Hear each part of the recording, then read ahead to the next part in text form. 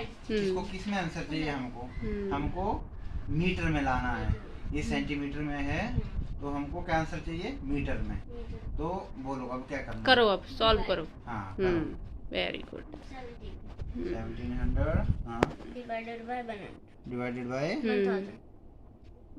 बोलो बोलो 100। हाँ 100 क्यों? 1 मीटर में कितने सेंटीमीटर? 100 सेंटीमीटर। हाँ 1 2 हाँ 2।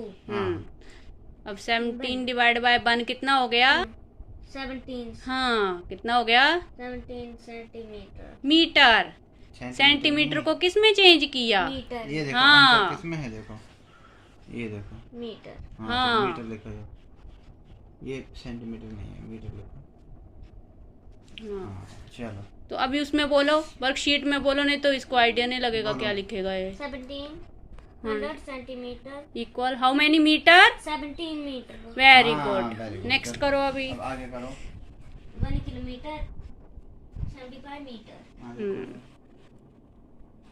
ये 1 किलो करना है 1000। मल्टीप्लाई करो 1 1 नहीं 1 ये 1 हाँ 1 किलोमीटर तो मल्टीप्लाई भी करना है ना 1 मल्टीप्लाई हाँ 1000। हाँ कितना? 1000। हाँ 1 किलोमीटर में कितने मीटर? 1000 मीटर। Very good. आगे क्या है? प्लस हाँ प्लस 75 मीटर। मीटर। मीटर बाद में लगाना, पहले सॉल्व कर लो चलो ठीक इसको। है बाद में इक्वल लगाना। इक्वल हाँ 1000 1000 प्लस प्लस लिखो हाँ 75। अब प्लस करो यहाँ पे। नो ओए ओए अभी नहीं बोलते हैं पापा जी, गलत हो गया। पबड़ी गलत हो रहा है। 1000 जी हैंड हटाओ दूसरा, प्लस। मस्ती हो रही है। हाँ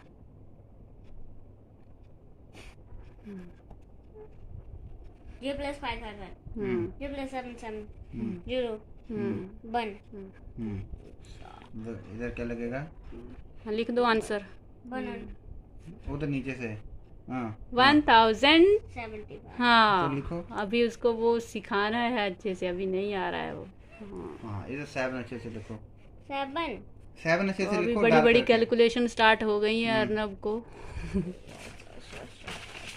और थैंक गॉड थोड़ा थोड़ा तो उसके दिमाग में घुस रहा है। हम तो सोच रहे थे कि थोड़ा भी नहीं घुसेगा। अब 2 मीटर 200 सेंटीमीटर। 1 मीटर में 100 सेंटीमीटर। 2 मीटर में 200 हाँ 3 मीटर में 300 सेंटीमीटर। 4 मीटर में 400 हम्म सेंटीमीटर। Very good. चलो अब ये लिखो 1 मीटर 12 सेंटीमीटर। ये करो। ये भी सॉल्व कराओ। ये बता तो देगा लेकिन सॉल्व करना सही बात है। चलो सॉल्व करेगा तो एग्जैक्ट आंसर चलो, निकालेगा 2 ना, मीटर वो को बनाओ। कंफ्यूज नहीं होगा। चलो बनाओ 2 मीटर। पेपर में भी सॉल्व तो कर ही सकते हैं। 2 मीटर करो। लिखो उसको 2 मीटर। इधर से लिखो 2 मीटर। 2 मीटर। हाँ 2 मीटर को किस में चेंज करना है? 2 मल्टीप्लाई 2 है ना? हाँ 2 मीटर हाँ 2 मल्टीप्लाई 1 हाँ हैं? 1000 मीटर है ये। मीटर। मीटर को किस में चेंज करना है? सेंटीमीटर। तो 1 मीटर में कितने सेंटीमीटर? 100। हाँ तो हाँ। फिर तो ये लिखना हाँ। जरूरी है इसको। चलो चलो। चलो लिखो। ये हाँ इधर सेंटीमीटर लिखो। इधर सेंटीमीटर लास्ट में ठीक लिखेंगे है। ना, अभी अब कंफ्यूज मल्टीप्लाई करने के होगा। बाद भी सेंटीमीटर लिखना। चलो करो 2 इंटू 100 इक्वल लगाओ। इक्वल नीचे इक्वल 2 इंटू 100 2 बन जाए 2 ठीक है ठीक है। हाँ और ये सेंटीमीटर। हाँ लिख दो। शुरू से लिखाना सेंटीमीटर फिर तो नीचे 2 लिखना। मीटर में कितने सेंटीमीटर आए? 200 सेंटीमीटर। 200 सेंटीमीटर आए। ये शुरू से लिखाना शुरू करना। सेंटीमीटर सेंटीमीटर कहाँ जाना थल्ले।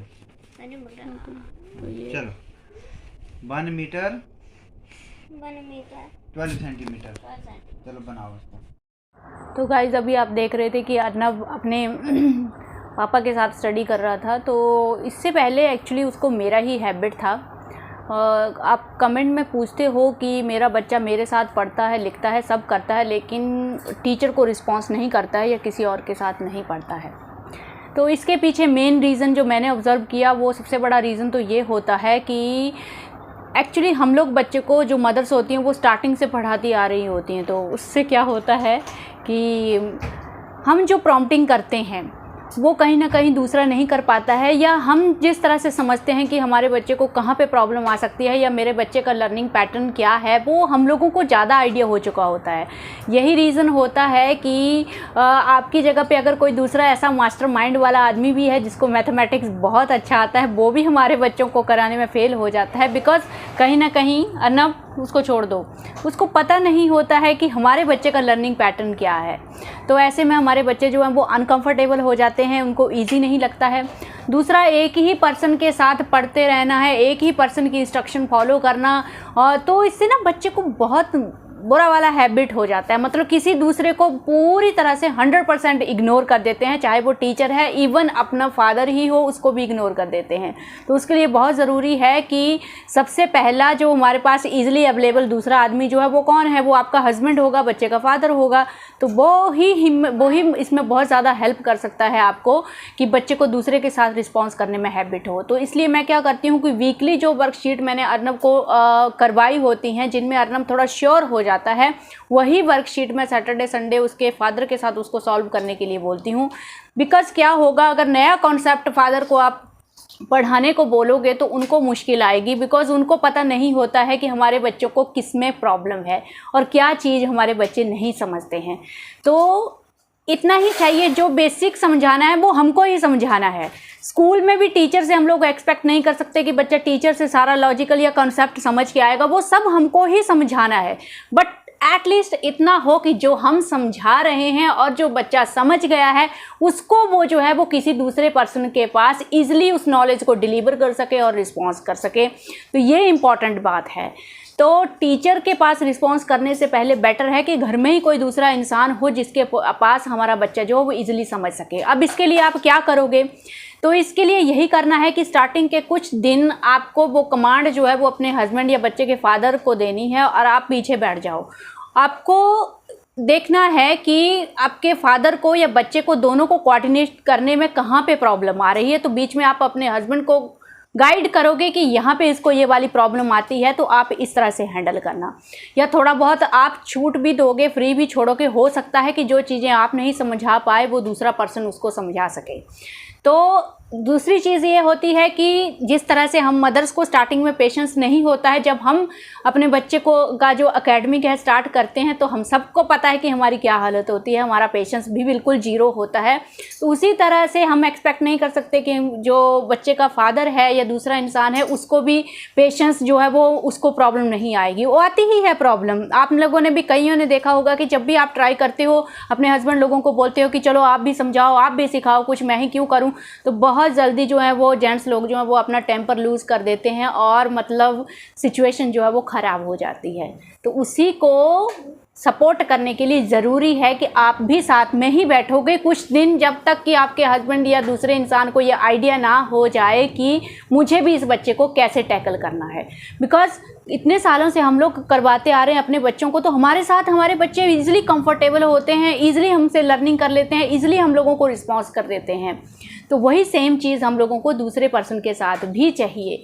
तो ये चीज़ मुझे तब और भी अच्छे से समझ में आई जब अर्नब का ऑफलाइन एग्ज़ाम मतलब अर्नब को देना था। फर्स्ट टाइम अर्नब किसी दूसरे के पास उसको मतलब अपना एग्ज़ाम देना था। तो उस टाइम पे भी मैंने क्या किया था, मैथमेटिकल कॉन्सेप्ट जो है वो काफ़ी चीज़ें जो अर्नब जो है वो अलग तरीके से करता है, लाइक प्लस माइनस मल्टीप्लिकेशन वो डिफरेंट तरीके से करता है। बिकॉज मेरे बच्चे का भी जो कॉग्निटिव लेवल है वो बहुत कम है, मतलब इतना ज़्यादा अच्छा नहीं है, पुअर है, बट उसकी स्ट्रेंथ कैलकुलेशन पार्ट में बहुत अच्छी है। वो स्टेप्स बहुत अच्छे फॉलो करता है, कॉन्सेप्चुअल आइडिया उसको वीक हो जाता है, लेकिन तो इसलिए मैं हमेशा उसकी स्ट्रेंथ का यूज़ करती हूँ। जो स्टेटमेंट क्वेश्चन होते हैं या कोई भी क्वेश्चन है वहाँ पे उसको मैं मेमोरी क्लू देने की मतलब कोशिश करती हूँ, और कैलकुलेशन में ही उसको मतलब उसको आइडिया हो जाए कि जो भी नंबर स्टेटमेंट में दिए हैं उनमें क्या करना है, मल्टीप्लाई करना है, डिवाइड करना है या कैसे क्या करना है।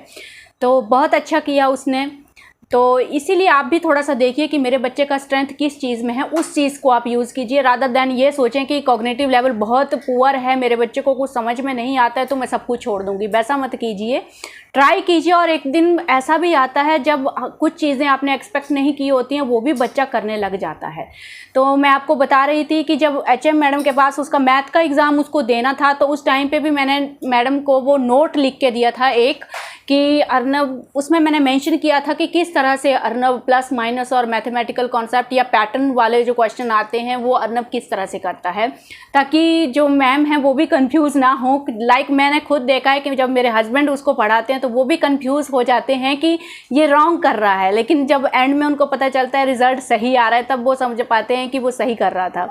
तो इसलिए मुझे पता था कि अगर हस्बैंड के साथ ये प्रॉब्लम आ रही है तो हो सकता है ये मैम के साथ भी प्रॉब्लम आएगी, तो दैट्स वाई मैंने नोट्स लिखा था, तो ईजिली कोई प्रॉब्लम नहीं आया। तो बोलने का मतलब ये है कि जैसे आप समझ गए कि मेरे बच्चे का लर्निंग पैटर्न कैसा है, वही गाइडेंस आपको दूसरे इंसान को भी देनी है, ताकि बच्चे को भी हैबिट पढ़ सके दूसरे इंसान के साथ, जो मतलब एकेडमिक है या जो भी पढ़ना है या जो भी लर्निंग, आप इस चीज़ को हर चीज़ में यूज़ कीजिए। एक और एग्जांपल दूंगी, जब स्टार्टिंग में मेरे हस्बैंड उसको बाहर लेके जाते थे तो कहीं ना कहीं जो फादर लोग होते हैं उनको इतना टाइम स्पेंड करने को बच्चे के साथ नहीं मिलता है, तो कहीं ना कहीं उनको वो अंडरस्टैंडिंग नहीं होती है कि बच्चों को किस तरह से, ये जो ऑटिस्टिक बच्चे हैं स्पेशली, इनको कैसे मतलब टैकल करना है। तो कई बार ये दोनों बाहर अकेले जाते तो बाहर से कुछ ना कुछ कांड होके आता, तो कई बार तो मैं सीधा बोलती कि जैसे मेरी रिस्पॉन्सिबिलिटी है, मैं अपने हिसाब से टैकल करती हूँ, आप भी टैकल करना सीखो, आप मुझसे कंप्लेंट नहीं कर सकते हो कि ये ऐसा करता है, ये ऐसा करता है। जब मैं जाती हूँ तो वो कंफर्टेबल रहता है। तो इस तरह से क्या है, एक तो उनको खुद को सोचना पड़ेगा कि मुझे कैसे, मुझे भी अगर ये टैकल कर सकती है तो मुझे भी करना है।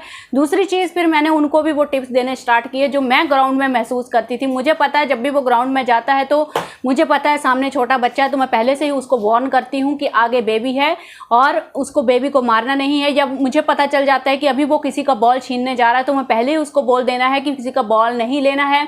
लाइक जो भी इंस्ट्रक्शंस हैं, अगर दूसरे बच्चे को नुकसान हो रहा है या हमारे खुद के बच्चे को नुकसान हो रहा है तो वो चीज़ें आपको देखनी है।